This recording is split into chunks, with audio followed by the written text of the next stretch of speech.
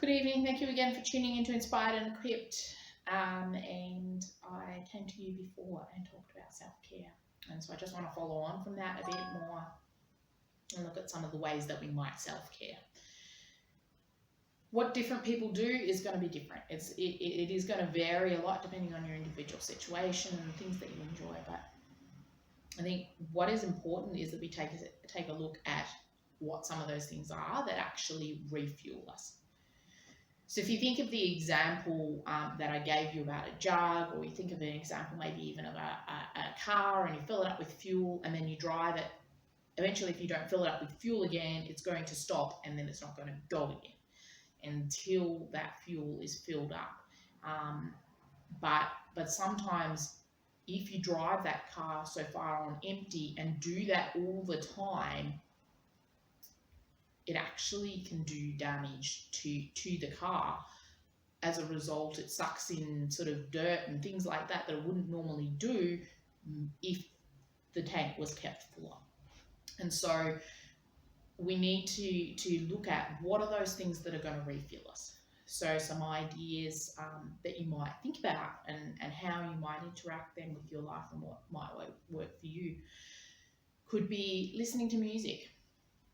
It might be singing.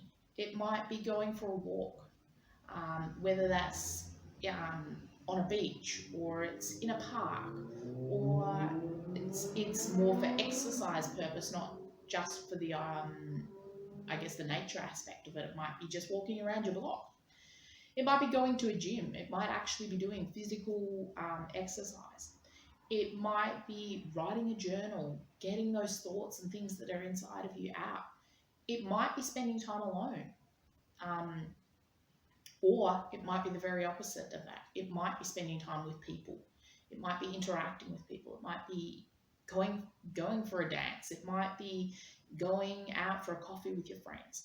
It might be doing your favorite hobby, whether that's a craft or whatever it is. It might be spending time with your pet. It might be walking your pet. There are so many things. It could be spending time with God in whatever format you do that, whether that's through prayer or through worship or through reading the Bible. It might be reading a good book. It might be watching a movie. It might be spending time with your spouse or with your children. It might be spending time even away from them. Just as just as much as it's important to spend time in those relationships, sometimes it's also important to be aware that you need to have another friend that you can go and see. Go out and have a coffee with it, a couple of hours away and do something different. Get out of the house, see a different environment. It might be studying, but at the same time, that might be not self-caring. There are so many different ideas out there, whether it's art, whether it's drawing, whether it's painting, whether it's doing woodwork, whether it's playing golf or sport, or have a think about what those things are that refill you. Have a think about what those things are that recharge you. What are those things that put in so that you can keep looking after yourself and taking that time out to look after yourself so that you can continue to be the best you.